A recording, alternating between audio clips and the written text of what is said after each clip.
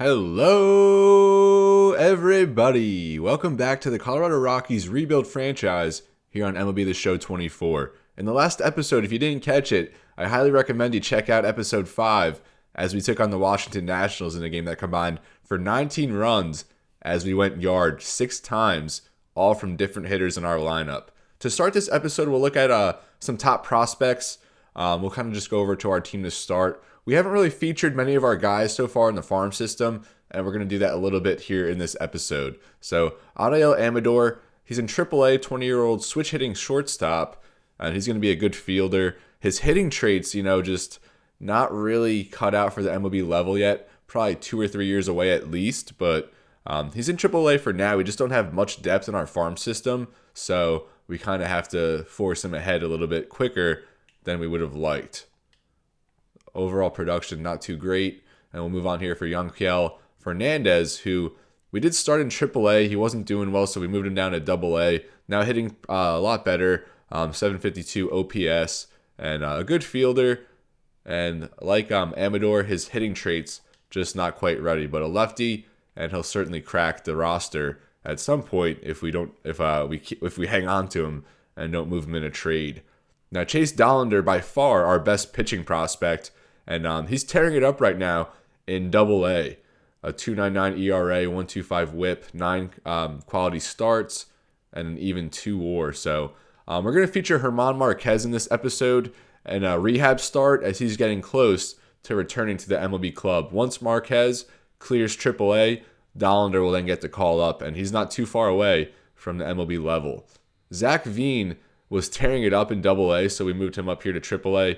Left-handed right fielder, good fielding traits, a pretty strong arm, as that'll continue to progress, good speed, and his hitting traits just on the cusp of what you would consider to be MLB ready. So Veen might crack the roster by next season. Maybe we even call him up in September call-ups. We have another pretty strong outfield so far in our farm system, so I didn't really focus that much in scouting, and we will get a scouting look here probably towards the end of the episode as we talk about the MLB Draft, and that's how we're going to start next episode as the Colorado Rockies hold the number 3 overall pick. Jordan Beck started out in AAA, wasn't doing too hot, so we moved him down to AA along with the aforementioned Fernandez and Beck, an OPS at 782, and he's finding his form here, not too far behind from getting the call back up to AAA. Another outfielder here, Benny Montgomery, a good center fielder with speed, decent fielder, and batting over 300, OPS at 818. So he's been tearing it up so far, and he's not too far from AAA. Sterling Thompson, a third baseman, he can play outfield, a very good fielder. Vision is a strong trait of his. Hits righties pretty well, and he's probably not too far from AAA, although his slugging is pretty low there, so we'll see how that develops. Drew Romo, we are going to feature in this episode. I plan on getting a player lock game in with him. Recently called up after the injury to Jacob Stallings, and he started just 1 for 14, 5 strikeouts, batting .071. So we need this young catcher to get going. Kind of like we said with Amador, Romo is like forced up a little bit quicker just because we really had no one else. There was no one on the free agent market either. So Romo is a good fielder. He loved the switch hitting ability, but his offense still a little far away from being MLB ready. Warming Bernadal, a third baseman, kind of a utility guy, and good contact hitter, good vision, and looks like he has good fielding traits as well. So only 21 years old at 62 overall. He'll still a little bit away. Now to close it out, we'll just look at our 10th prospect, Dylan Jorge here, already an MLB level fielder, but hitting a concern, not much power. Although the vision is good, his discipline only at 22. And he's batting under 200 here in AA, so still a far way away from the MLB, but not a bad prospect to have with his ability as a fielder. So now we will sim ahead a little bit. We'll finish off this Washington series as we have taken the first 2 games, and as I mentioned, this 12-7 win that we played the full game in. And look at that scoring, 3 in the first, 3 in the fourth for Washington. And then we played 6 in the 6th and then got 3 more in the 8th. And Washington had 4 of their own in that inning as well. Look at all these multi-hit games. What is that? 7 players in our lineup with multi-hit games. And as I said, 6 home runs. And just a wild game. So check that one out in the previous episode if you have not already seen it. Now we'll close this game and go for the sweep. Austin Gomer on the mound. And it does throw us into a key moment. Bottom of the 8th, 2 away. Tapia on to bat. 2 runners on against Matt Barnes. And since we're going to be jumping into a player lock game with Romo, we're going to do German Marquez's rehab stint. We'll just simulate this one, although I would love to jump in with Tapia, who's been red hot. And we actually do come away with a win as a walk-off. We had a walk-off hit. We scored 2 in the 9th to win 5-4. Brenton Doyle a double and a triple. Tapia hitless. Blackman 2 for 4. McMahon 3 for 3 in the 3-hole. Rogers 1 for 5 as he's still batting over 325. Romo had a hit. You like to see that. Want him to get going here. Pitching. Gomer only had 2 earned in 6. He's been doing very well after an 0-7 start. ERA now just barely over 4. Gilbreth gave up 2 out of the pen. And John Curtis now 3-0. A hitless inning of work with 2 strikeouts. And we'll just keep it moving here as we're about a week or so, a week and a half away from German Marquez's rehab stint there in AAA. And now a moment here against Houston. They scored 3 here in the 8th. We were up 5-1. And now they look to take the lead or even tie it here. Jose Abreu on as we've thrown Daniel Bard into the game, our closer. And there you go. Dakota Hudson, a head concussion, will be out 1 to 2 weeks. So we're going to have to replace him in the rotation. We do take the win there, 5-4. Tapia 2 for 4 with a double and a home run. Now batting .335. He's just a remarkable story so far for us. Nolan Jones, 2 RBIs. Montero, a home run. Tovar had a hit there at the bottom of the lineup. And Hudson got hurt, as I said, so he'll miss a couple weeks. He was decent through 3 2/3. Feltner got the win out of the bullpen, no earned in 3 1/3. He's really found his stride there in our long relief role. And Jalen Beeks just continues to pitch horribly. 2 earned in less than an inning of work. Bard gets a hold, and Jake Bird, his first save of the season. So a little 4-game winning streak here, although we are 13 games under 500. And with that injury to Dakota Hudson, we're going to move Feltner back in the lineup to make a couple starts. And Matt Cook will get the call-up, 33 years old. Look at his numbers here in AAA. 23 out of 25 on saves, an 0.61 ERA, and an 0.82 whip. Very rare when you see that ERA lower than the whip. So he'll get the call-up to the MLB. Not even on the 40-man roster. Why not? He'll get the call-up, and he might be here to stay. We're going to definitely try and move on from Jalen Beeks, although I would like to get another lefty here. We only have Lucas Gilbreth, and he hasn't been too great, although he has been better than Jalen Beeks. We're also going to try to move on from Daniel Bard. Very good numbers as our closer, but look at this regression. -7, -8, all across the board, essentially. And based on his production, I think we'll at least be able to throw him in a package. And I think realistically, I don't want to do anything that's like against the grain or wouldn't be a move that would be made in real life. But a team would trade for a closer of his caliber based on what he's been able to accomplish so far this season. So we're going to look to move on from him, maybe even in this episode before Dakota Hudson gets back. Now we'll look for the 2-game sweep here against Houston as another key moment. JP France on the mound, tied 3-3. Chris Bryant up, looking to keep a 10-game hitting streak alive. McMahon in scoring position. Let's see if we can take this one away. And we win that one as well. We rally late. We were down 3-1, and then we get 2 in the 8th, 2 in the 9th, and win 5-3 against Houston, taking both of these games. Tapia, another game with a double and a home run. And his offensive production, as I just continue to say throughout these past few episodes, just absolutely insane. Brendan Rodgers batting .324, a hit in this game. McMahon, another 3-hit performance. He goes 3 for 4, 2 doubles. Hitless there for the most part until we get to the bottom of the order. Elias Diaz, a single. Same with Tovar. Peter Lambert, 5 1/3, 5 walks. Not really a good outing from him, although he did enough to keep us in it.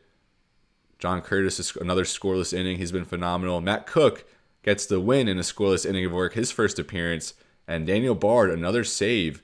And like I'm saying, Daniel Bard is someone I think would in present day net something back, but in this game he doesn't offer much trade upside. Now we have a 3-game set here against the White Sox, and they're worse than we are, 28-55, almost 30 games under 500. We're not even into July yet.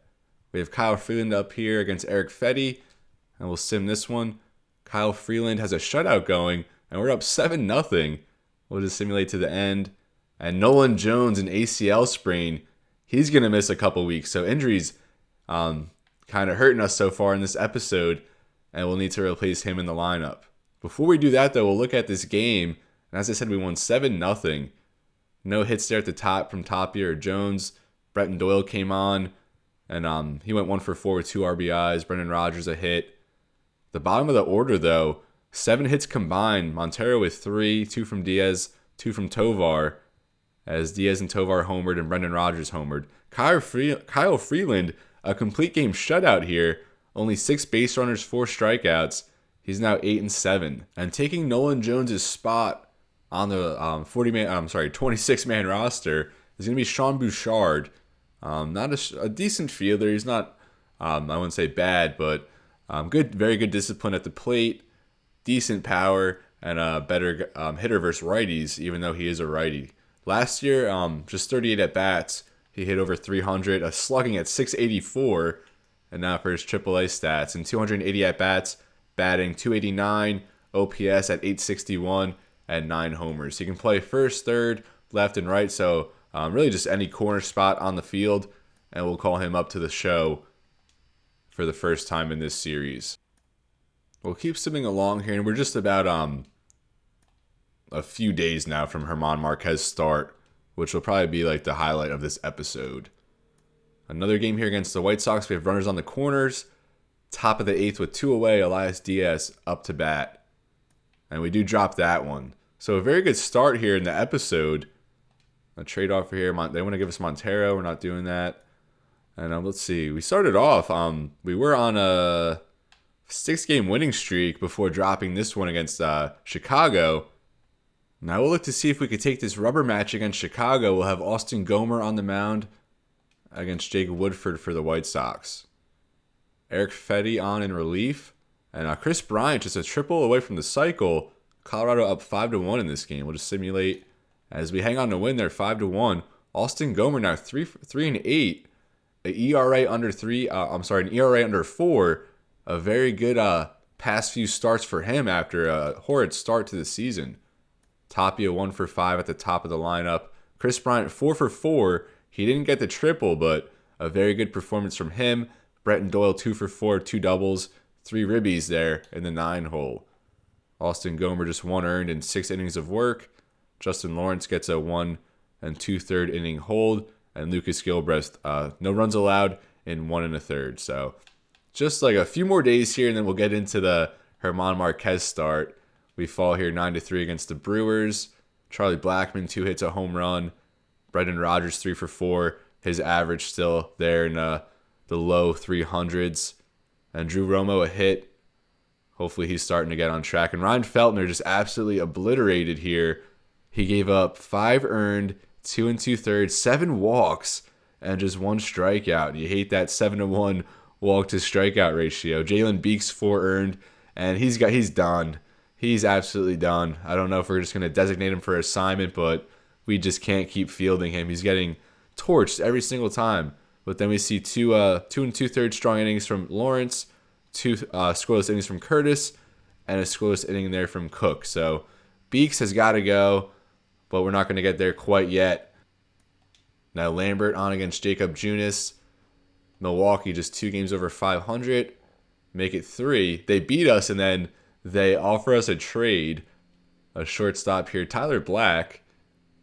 Pretty good player, but they want Ryan McMahon, and we're not going to get rid of McMahon. He's like the centerpiece of our lineup right now, aside from Nolan Jones. So we're not going to get to trades quite yet. I want to do the German Marquez start first. And this game we were shut out. Tovar 2 hits. Lambert wasn't bad. Beeks 1 2/3 of scoreless work, and Matt Cook still has not allowed a run here. Now Kyle Freeland against Aaron Ashby, the 3rd game of this 4-game set. Daniel Bard on for the save. A runner on, Christian Yelich up to bat. No men out here. And the Brewers have beat us, so Daniel Bard blew his third save of the year. He gave up 2/3, just got one out. Jake Bird to hold his ERA at 1.84. John Curtis, again, doesn't allow a run. Kyle Freeland, a decent start for him. 2 earned in 6 innings. So what about hitting? Rogers had a home run. And Sean Bouchard, in his first action, 2 for 4 with a home run. I'm sorry, that wasn't his first action. Maybe his first start. 2 for 4 with a home run. Chris Bryant, 3 for 4. Another 3-hit performance from him. Rogers had 2 hits, a homer. McMahon, 2 hits as well. All right, now the last game we're going to simulate before we jump into the German Marquez start, and we get swept here by Milwaukee, so we start July 0-4. We lose here 7-3. Charlie Blackmon went 3 for 3 with 2 doubles, and now Tapia back-to-back 0 for 4 games. His average under 300 now. Elihuris Montero, 3-run home run. Chris Bryant added another hit. Drew Romo went 0 for 3. He's now batting 130 so far. Kyle Quantrill, another bad start from him after such a dominant start to the season, as he gave up 5 in 4 innings. Jalen Beeks had a scoreless inning. Matt Cook finally gave up a run. Tyler Kinley has been outstanding. John Curtis, 4 hits in 1 inning of work, although only 1 came around to score. And Jake Bird, a scoreless inning. So now we're set to get into this German Marquez rehab stint. And I mean, we can't just not play him. So even though he is hurt in present day, we just kept him on AAA until about the time he's slated to return. And I believe it said a few months. So we figure he'll probably return around the All-Star break. As here are a few updates. Jeff Criswell, a 7.77 ERA, although he was phenomenal in May, the previous month. Julio Carrera is a shortstop at 345. Dylan Cope, 290. And Chase Dollander, who we highlighted a little bit earlier in this episode. Great work there in June. 28 strikeouts in 33 2/3 and an ERA at just 2.14. Now, the moment we've all been waiting for. Here's German Marquez. A very good strikeout to walk rate. Good whip. And an ERA under 4 here through his tenure here with the Isotopes. Our starting pitching has been the weakness of our MLB team. And Marquez misses on the first pitch. Our starting pitching has been our weakness, and we're hoping Marquez, once he's back up, can kind of be that ace he was for Colorado the past couple seasons.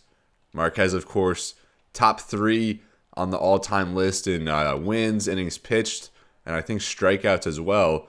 One of the best they've seen there at Coors Field. A 2-1 count now to the leadoff man as that changeup gets in there, and Marquez evens it up now 2-2. The 2-2 to the leadoff man, Connor Hollis. And a swing and a miss, a nasty knuckle curve. And Marquez sets down the first man he faces on strikes. Now 1 away here for Marquez. And we are going to have to make a decision of that's hit out to the outfield. It looks like our center fielder's there, and he will make the play. So 2 away here in the first. We're going to have to make a decision of who we want to take out of the rotation. I think that it might be Peter Lambert, and I think we might throw him in a long relief role. That's how he started the season. Now a first pitch strike here to Cal Mitchell. A 1-0 count from Marquez. The Chihuahuas, the AAA affiliate of the San Diego Padres. The Padres currently having a good season, and I believe inside the playoff picture. The 0-2 now. A waste pitch there, knuckle curve way outside. And now 1-2. And that's hit out to the outfield. Nice little smack there from Cal Mitchell. And that drops in for a base hit. Cal Mitchell singles here with 2 away. Marquez allows his first base runner. Now Dungan up, looking to keep it going here for the Chihuahuas. As Marquez misses a first pitch sinker away. Now the 1-0. That's hit to short. As our shortstop stabs that one. Marquez allows a hit, gets a strikeout. Allows 0 here in the first inning. And we're coming up to bat. Our offense still without a run here through 2 innings. As Valenzuela will lead us off here. Again, Marquez misses on the first pitch to start the inning. A 1-0 count. Changeup misses low. Now another 2-0 count. Marquez falls behind. He gets that strike up there in the zone. Now 2-1. Another high fastball. That one's taken out to center. And our man does make the play here to start the second. Oscar Mercado now up. Outfield prospect here for the Padres. I believe he does have some MLB time with Cleveland. As that first pitch strike gets in there. The 0-1. Another fastball right down the plate that time. As Mercado fouled off that one. Now the 0-2 delivery. And swing and a miss. Mercado chasing that nasty knuckle curve. And that's the second time Marquez has gotten a batter swinging on that breaking ball. 2 away here for Javier. First pitch fastball inside. As Marquez has fallen behind most of the hitters here so far. Sinker there slapped into left field. And that drops in for a base hit. So in each inning so far, the Chihuahuas with a 2-out single. Let's see if Marquez can slam the door here against Murphy. Sinker right down the heart of the plate. Although luckily right at our center fielder. And Marquez gets out of the inning still 0-0 here as we head to the third. Ripken Reyes will lead off the Chihuahuas now for the bottom of the third. No scoring still through 3 frames. Fastball again over the heart of the plate. And that drops in there for a single. A leadoff single here for Ripken Reyes. As they have a man on first. No outs as the lineup turns over. Decent speed on first here for the Chihuahuas. Connor Hollis back up to bat after striking off to start. Sinker gets in there for a strike. 0-1. Sinker inside. Lofted out to center. And a lot of flyouts here in this one. Although the Chihuahuas really aren't getting good wood on these Marquez pitches. Now 1 away for Johnson. As Marquez looks to induce a double play ball to end the inning. Sinker too low. And I don't think anyone's chasing that. Now 1-0 count. And that sinker chopped foul. Evened up now at 1. And he can't catch that hit over to first. Sorry, it took me a little bit to get that out. I was kind of surprised at the result. But we do get the out. I thought there was 2 away already. Correction on that. So now 2 away now. With a runner in scoring position, Cal Mitchell up. Trying to drive in the first run of the game. Marquez gets a fastball in there. A quick 0-1 count. Chasing that changeup outside. And Marquez up 0-2 now. Looking to end the third. And a slider. A bad 0-2 pitch there. That's hammered into the gap. And our center fielder diving for it. Can't make the play. As that goes over the wall for an automatic double. And Marquez 0-2. And then just hangs a slider right over the plate. And our center fielder just couldn't bring that one down. Albeit a valiant effort. So the Chihuahuas go ahead 1-0. Marquez allows his first extra base hit of the game. A high fastball there. Driven to left. Secured. And we'll head to the fourth now. Marquez surrenders a run. As the Chihuahuas take a 1-0 lead. Now the fourth inning. Our offense still without a hit in this game. Marquez has allowed 4. A fastball there right down the middle. His location has not been too good in this one. But a lot of flyouts. And most of these a lot of this contact from the Chihuahuas is being hit right to outfielders. Now Mercado back up as Marquez misses inside with the fastball. The 1-0 to Mercado. Good slider there as that clips the outside part of the plate. 1-1 now. High fastball fouled off. And Mercado in a 1-2 hole. The 1-2.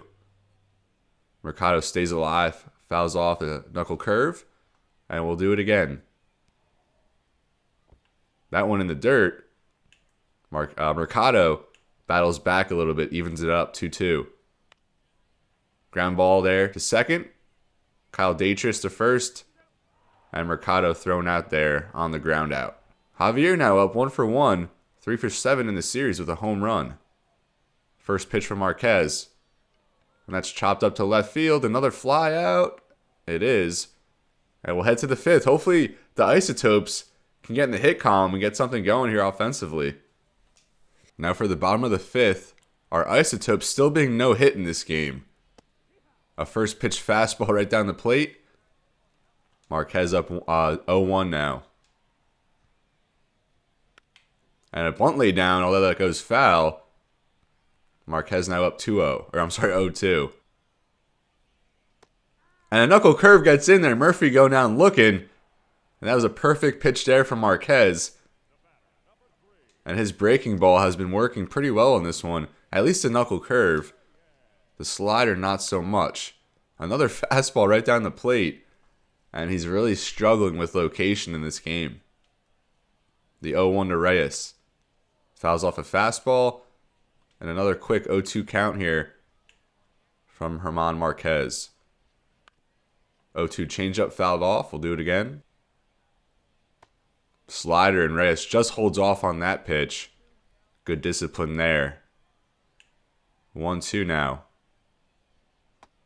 Changeup low and away. Reyes staying patient. Evens it up now. 2-2. And Marquez goes back to the fastball and paints the inside part of the plate. Another strikeout looking here. A chance to strike out the side. Connor Hollis up 4 for 16 in the series. Sinker just misses inside. The 1-0.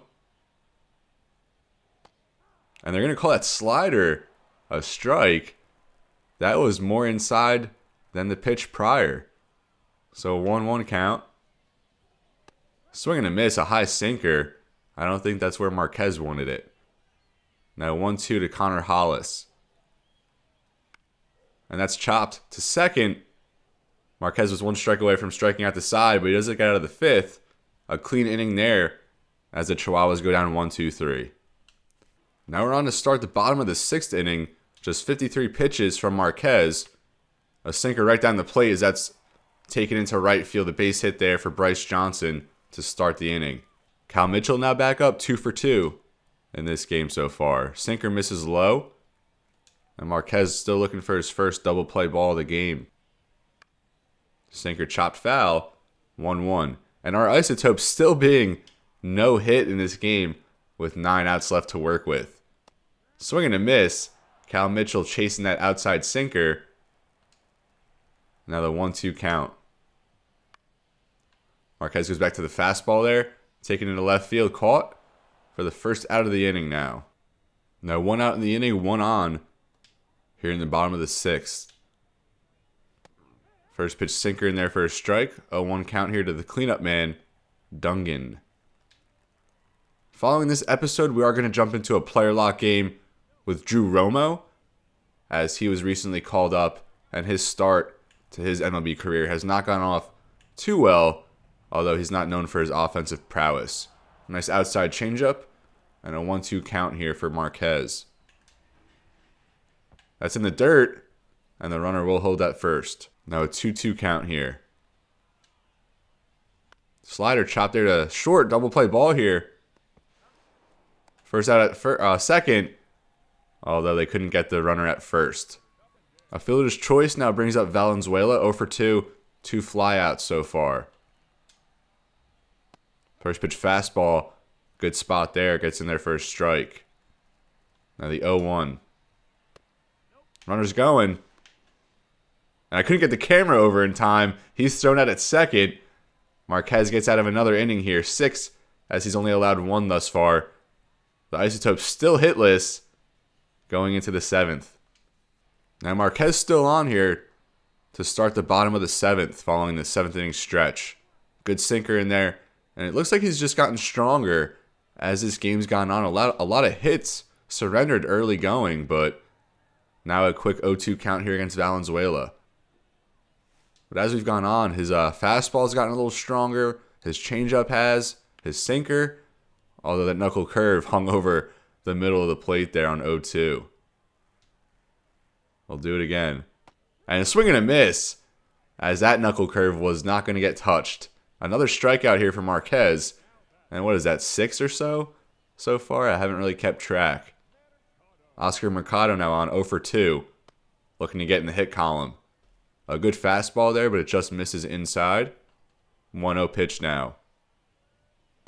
Swing and a miss. Another inside fastball. That one a little bit lower in the zone.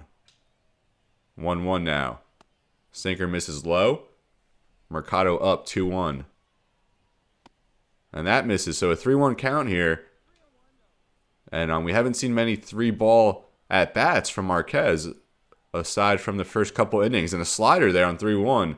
That misses outside. Another base runner here for the Chihuahuas. First walk allowed from Marquez. Now Javier up. Marquez still looking for his first double play ball. He'll check the runner. And the runner does get back there at first. A double play ball to get out of here, out of the 7th here would be nice. And he does start off with a sinker. Nice low one there. Gets in the zone. The 0-1. That sinker fouled off. 0-2 count now to Javier. Change up way down there in the dirt, away from the plate. And Javier chases that one. Another strikeout for Marquez. I almost said Marquette. For those of you who haven't checked out my Marquette Golden Eagles dynasty on NCAA 14, I recommend you do that. We're in year 2, about halfway through our year 2 season. Back to baseball though, Marquez, a 1-1 count now after that sinker misses. A nice fastball there, up and in. As another 2-strike count here for Marquez, looking to get out of this inning.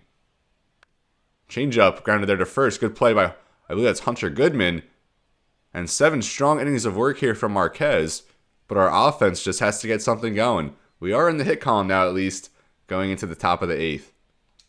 And that'll do it for Marquez in this one. 7 strong innings, allowed a good amount of base hits, though, especially early on, but really came to form throughout the 4th to 7th innings. And like I said, gave 7 strong innings of work and maybe about 8 strikeouts or so. So we do fall here. It looks like we lost 3-0 as our relievers gave up 2 runs there in the 8th and 9th inning. We do get 4 hits in this one, though. I guess 3 there in the last 2 frames, but not enough here as Marquez will get charged with the loss. But he had some nasty pitches in this game, and I'm kind of excited for calling him up to the big league squad. You see there, 7 innings in a losing effort, 6 strikeouts, 5 hits, 1 walk, 1 earned. So, and he lost here to Jay Groom. Who remembers him? First round pick of Boston Red Sox, a Barnegat, New Jersey high school baseball legend here around my whereabouts.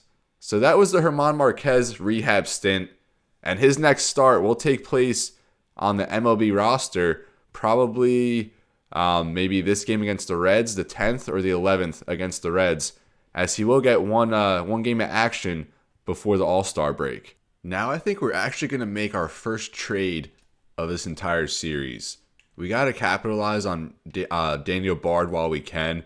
He was at a 68 or a 70 to start the year, now all the way down to a 64. And like I've been stressing, I mean, 18 out of 21 on save attempts, ERA under 3, although, I mean, his last few outings haven't been great. He's blown a couple saves, but still very good production over a strikeout per inning. And I think a playoff contender would add him, not as a closer, but just to provide a little more bullpen depth. So we're going to throw him in a trade here. We're also going to throw in Jalen Beeks, and I try to keep it very realistic with the trades. MLB The Show, you can really exploit the trade system. It's definitely flawed, but Beeks does actually carry some trade value. I mean, he's a 69 overall, see potential left-handed pitcher. Lefties, of course, kind of always hard to come by. So, I mean, he's been decent in the past with Tampa Bay, down near there last season. And, of course, this year, 10.73 ERA in 31 games is just absolutely absurd.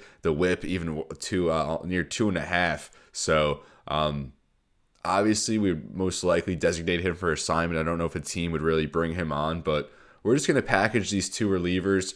Bard, really doesn't give us any trade value at all, and I don't think that's how it would go in real life. So just to kind of compensate that a little bit, we'll throw Beeks in because we're going to get rid of him anyway. I'm just going to go back to him. He signs a contract here. We appreciate him coming to pitch in Colorado. Obviously not a pitcher-friendly environment, but just it has not worked out here, and we got to get rid of him. So we're going to send these 2 guys to the Texas Rangers. Jose Leclerc has been a very good closer, but they don't have much bullpen depth after that.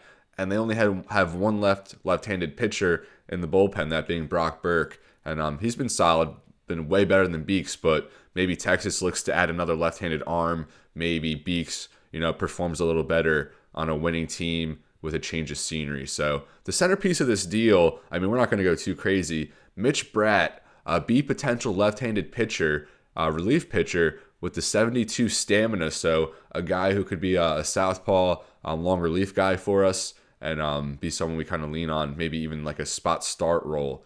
82 innings of work already through this season in Double A, and a 1.74 ERA, a 1.09 WHIP. He's just been absolutely unhittable. A 1.8 WAR out of the bullpen. So we need to add pitch. We need to add arms to the system. We have like no pitching depth at all in our farm system. That's going to be maybe an emphasis of the MLB draft. And we will close this episode.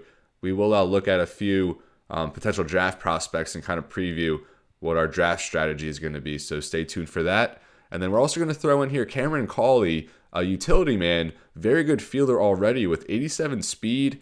Not the best hitter, but that's okay. With utility guys, you don't really need them to be set the world on fire at the plate. Someone who could just fill in every now and then, be a pinch runner or whatnot. So we're going to trade for Cameron Cawley.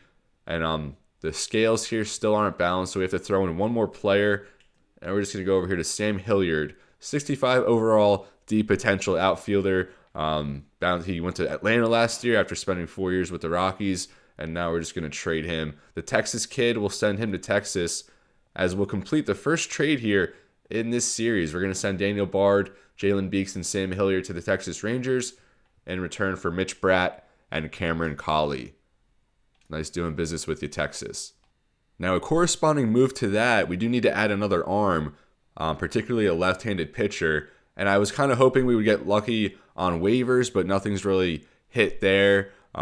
Just really no trade options. So we're going to go to the free agent market, and we're going to go down here to Amir Garrett. And I wish I noticed he was on the market earlier, or else I would have tried to snatch him up a little sooner before he started regressing a little bit. So just deep potential. I mean, we don't expect him to be anything crazy.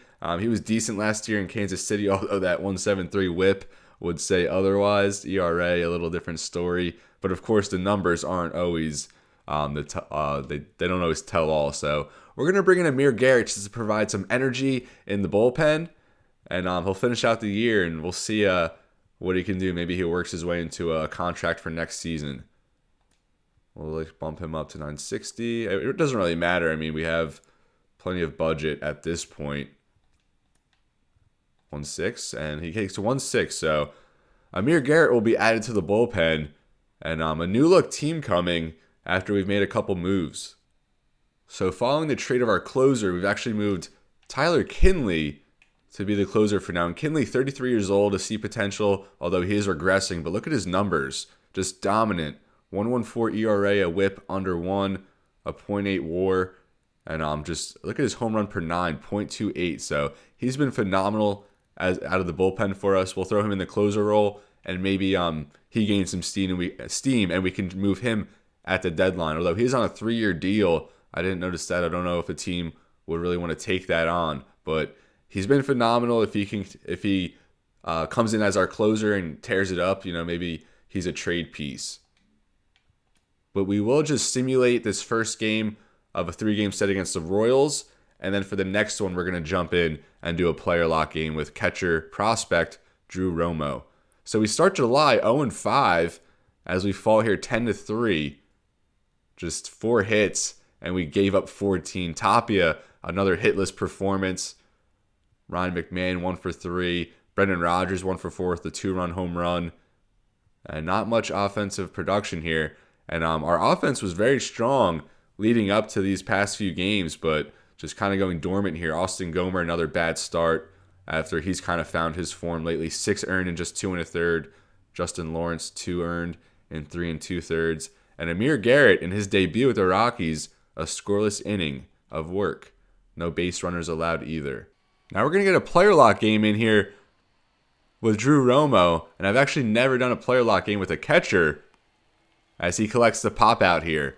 Already in the top of the third, we're up 2-1 over the Kansas City Royals after dropping the opening game of the series. Nelson Velasquez up for the Royals, a very good start for him, as the Royals, a surprise team so far, one game above 500 after defeating us last time out. Another pop-up here, and we still haven't seen an at-bat from Drew Romo, batting 9th in the lineup, just 3 for like 27 or something like that to start his career, and he's batting, I think, under 150. And here he is, batting 130, 361 OPS. And I mean, in his defense, he was called up a little sooner than we wanted after the injury to Jacob Stallings.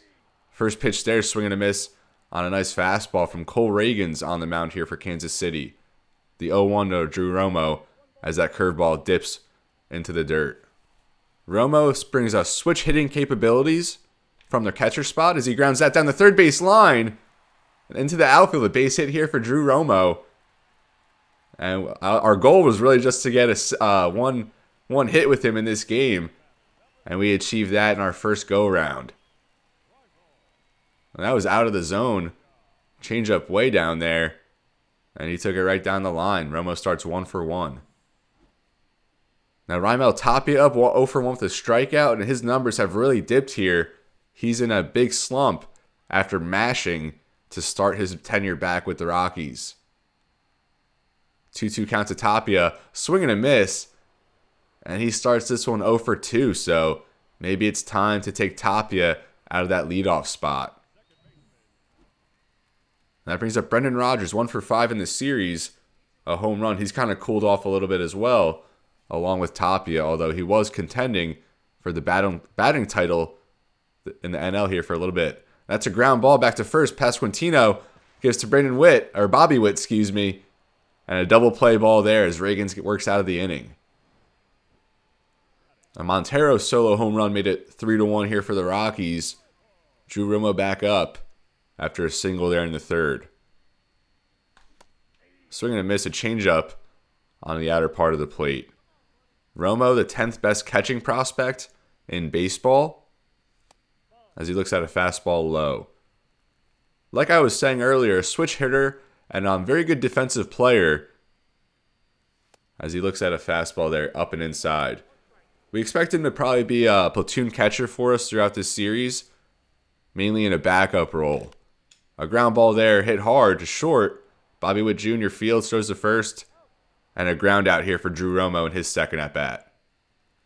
Now bottom of the 7th, still a 3-1 game. Runner on first. Matt Sauer now into the game in relief of Reagans. And a fastball right down the plate. And Romo was late on that pitch. Now the 0-1. Another swing and a miss. A changeup down there. And Romo in a quick 0-2 hole. Still without an extra base hit to start his career. Fastball misses. Now a 1-2 count. And Romo pops that up to left field. And that'll be caught as Romo now 1 for 3 with a ground out, a fly out, and of course that single to start. I don't know if we're going to see him again though in this game as we head to the top of the 8th. Rockies up 3-1. And that'll do it here. Renfroe hits a solo home run, but the Rockies hang on here and defeat the Kansas City Royals as we've now split the first 2 games and we'll look to win the rubber match the next time out.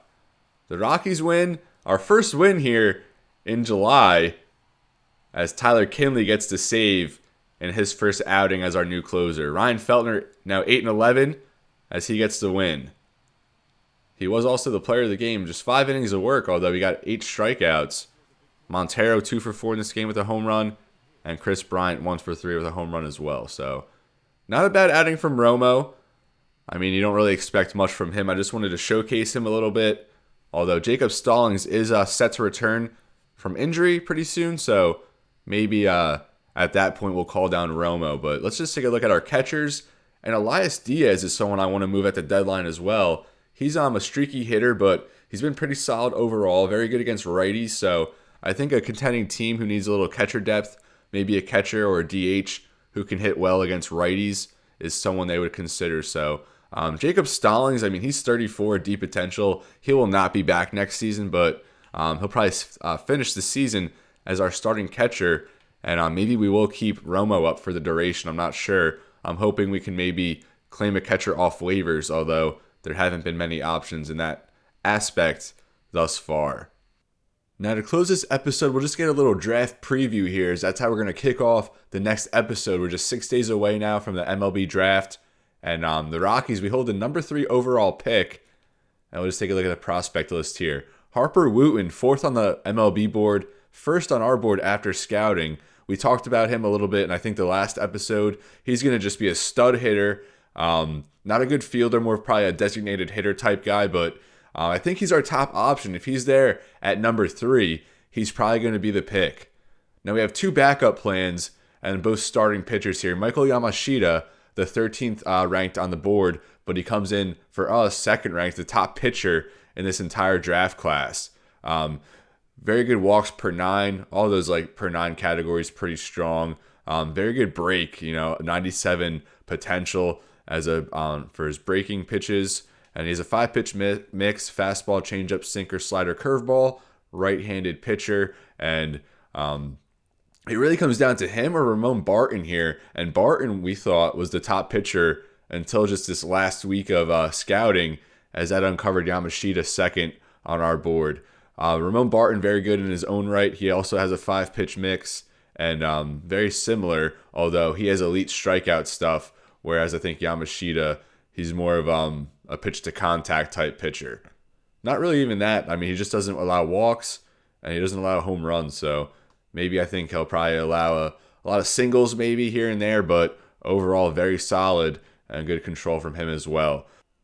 So the number 3 overall pick, luckily we have the 3rd pick, and we'll be able to secure at least one of these guys, as Harper Wooten, that's who we're ultimately hoping for. Then we do have the 37th pick, and we'll move down here to third base.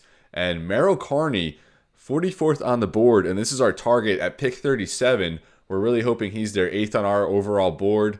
A very good contact hitter, especially against lefties.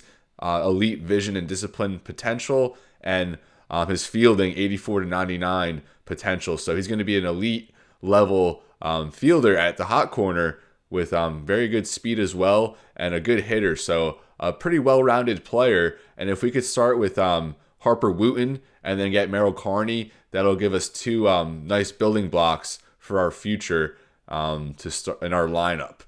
Who else do we got for this pick? And then we have 37 and 41, and there are a bunch of pitchers in that vicinity that will probably be on the board. Here's Jose Vera, 21st, and he's not even ranked on the MLB board. So we're going to kind of hope that we can hold out until maybe the 3rd, hopefully the 4th round, and kind of steal Vera. Even though he's not ranked, there's always the threat that a team will scoop him up earlier than we think.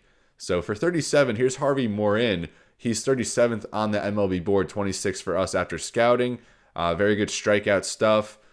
His control, not the best, though. So more of a strikeout pitcher. It looks like his hits per 9, a huge weakness. So it looks like he can get a hit around a little bit. Control, not the best, but kind of relies on strikeouts and doesn't really walk anybody. 4-year junior, 22 years old, right-handed arm. Some other guys in his spot that we'll also consider. David Francis, not as high of a ceiling, but just looks to be a solid all-around left-handed pitcher. I don't know how seriously we'll consider him with one of those. We think there might be some better options. Russ Handy, someone to consider at those spots. Only 55% scouted, though.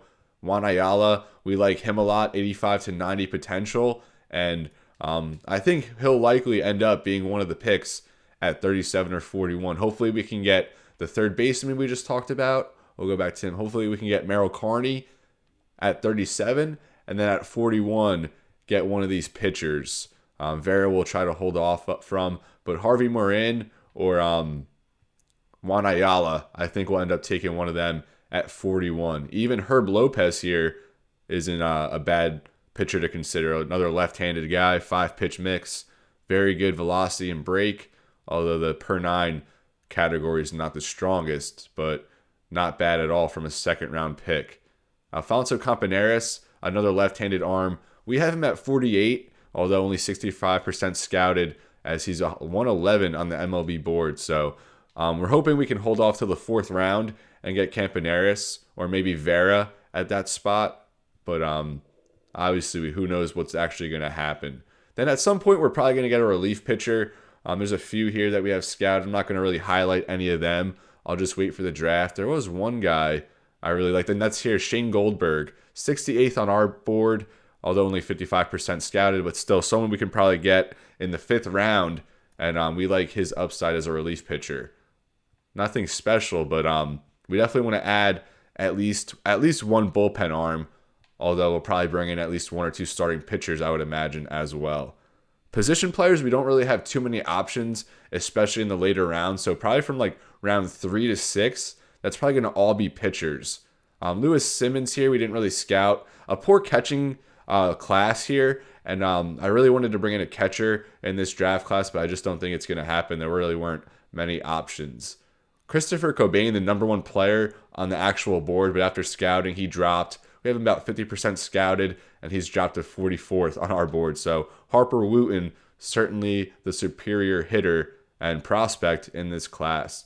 Claude Church, number 2, the Colorado kid. We would certainly have ties to him, but just doesn't, I mean, he's a very balanced, very good, above average type guy, but at number 3, just not someone we think would be worth it in that spot. So that pretty much does it here for the draft preview. I wasn't going to go too in-depth. There was actually one more guy I wanted to talk about. And here's Johnny Spicer, a center fielder, representing New Jersey. 18 years old out of high school, 62nd on our board. I mean, he's only 5% scouted, so we didn't scout him at all. But you look at the traits, and the potential is just off the charts. Although, I mean, obviously, he's probably not as good as it looks like he could be. But still, for a prospect who's not ranked, maybe he's someone we can find in maybe the 5th or 6th round who's still on the board. As I said, not too many position players. We really kind of went all in for pitching. So just to recap real quick, Harper Wooten is likely going to be the pick at number 3.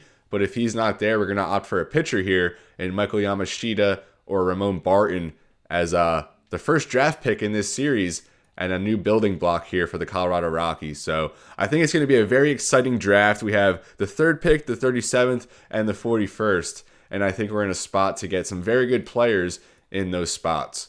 To close this episode, I'll kind of just go through the league leaders as I've done. Aaron Judge batting .355 there, leading the way in the MLB. Spencer Steer at .345. And we see Brendan Rodgers dipping. His average probably dipped about 20 points in this episode. Although look at the progression. +9 at contact versus lefties, and he's just coming around so well here, now up to a 74 overall. And we have one more year of arbitration, which we're certainly going to bring him back. And then after that, we'll look to sign him long-term, as he should be up into the 80s within another season or 2. Then we'll go over to home runs. Aaron Judge, 34 home runs before the All-Star break. And I was going to say he might challenge the 62 he set 2 years ago, but I don't think he'll quite get there. Maybe he'll get to 55 or so. Shohei Ohtani leads the NL, tied here with Patrick Wisdom and JD Martinez in home runs. And let's go to pitching. We haven't really looked at pitching too much. Michael King, 12 wins here for the Padres, 12-3. Shota Imanaga, his first season here with the Cubs at 11-4. And what about the AL? Justin Verlander, Clark Schmidt here for the Yankees, 11-3. A tremendous season so far for him. Now we'll just go to our stats, and this is where I'm going to leave you folks. Thank you so much for hanging around with this Colorado Rockies rebuild franchise. I'm having a lot of fun with it. We're kind of hitting our stride here in the series, and yeah, the MLB Draft next episode. So that's going to be an exciting one. And as I showed you, we have the potential at getting a very, very good prospect as the first draft selection of this series. So as always, everybody, it's been real, and be well. Thank you so much for watching, and I'll see you next time for the MLB Draft.